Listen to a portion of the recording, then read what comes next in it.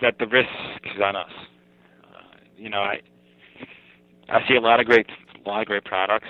I also understand, since I'm starting to work at All Star, the cost of having a product and bringing it to market if you really want to, if you choose to, and how big of a risk that it really can be.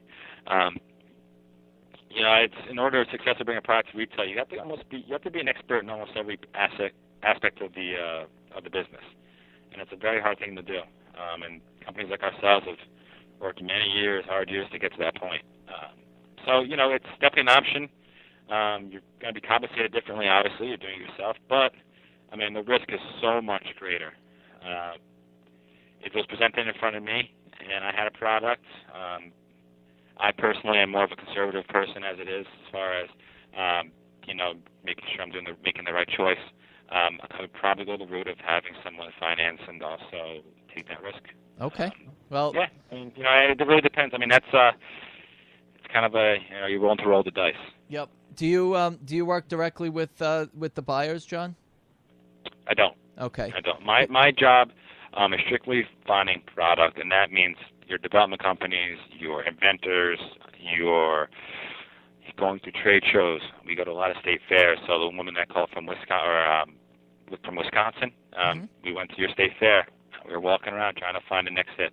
But yeah. Okay. I wanted to see, I guess, Vicky, there's people out there that do bring their product to market by themselves.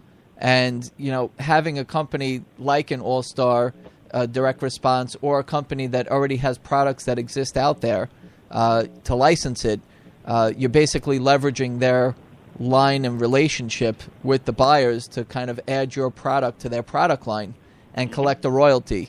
There are inventors that have had products and they've brought it to the buyers and they have that one product and they accept them and they go through all the logistics and due diligence from the buyers, the big box retailers and so forth. But it's not impossible, but it's difficult. Yeah, I mean, listen, those relationships take a long time to build. At the same time, those retailers want to know that they're getting a product that's going to sell, and they're going to trust someone like an All-Star with what they're saying, with what they're shipping them and what they're providing them, that they're going to sell. You also have stats. I mean, when you're bringing it to TV first, so when you're presenting it to the buyer probably says, okay, how did it do? Is it a marketable product, and are we going to sell them when they're on the shelves? Well, yeah. I mean, basically you tell them, listen, you present it to them, and one of the questions they're going to ask you is, how much, is the consumer going to be aware of this product? Are they going to want it? And when you tell them you're running X amount of money in media and you're on national television, they're going to understand that they want that product. That the consumer's going to want it, so it's going to move off that shelf. But yeah, no, exactly. You nailed it. All right. So, John, like I said in the beginning of the show, there's inventors listening at all stages of the invention process. Some of them have that napkin, the chicken scratch on a napkin, and have that idea, and they haven't done that Google search yet that you said. There's others that have that prototype. There's actually inventors that are listening that have products in retail right now, but just aren't satisfied with their retail distribution. So, I'm sure that there's been lessons throughout this show that inventors have picked up, no matter what stage they're at. If you could just share with us some final words of wisdom, John, of what you think you can pass and leave us with before the show ends. Sure. There's a few things. It's number one, I think it goes back to the research. Make sure the due diligence is done behind the product. You're doing your web searches. You're making sure that it's not out there already, because you hate to kick your tires on something that is already out there. You want to make sure that all your efforts are being put towards something that's going to work, or at least you hope it's going to work. As far as finding a partner to work with, and when I mean partner, I'm saying a company. I can honestly say on behalf of All Star, it's a great place to bring your product. At the very least, at least get some feedback. If you feel like you're not there yet and you want to reach out and have a quick discussion, we're there for you. You want to answer some questions for you, we're there. But it's a really fun, risk-free, process. And we love to hear from everybody. But as far as inventing, and you some advice, I'd really do the research behind it, and really, really look into the partner that you have. Make sure you trust them. Trust is a big thing. You want to make sure the company is transparent and that they're going to be there for you and look out for your best interests as well. At the end of the day, that product is everything that you put into it. You want to make sure it's in the right hands. Sounds good.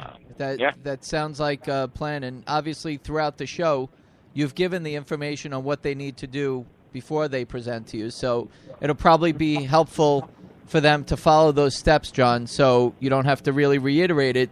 It's already basically on here to say, listen, do your due diligence. Try to get to a point of where the prototype is there for us to kind of justify what it is that you're thinking about. Now, if they're on the other side of the country, how do they get in touch with you? How do they present products? Is it that they have to fly to Hawthorne or, No. Okay. So, we.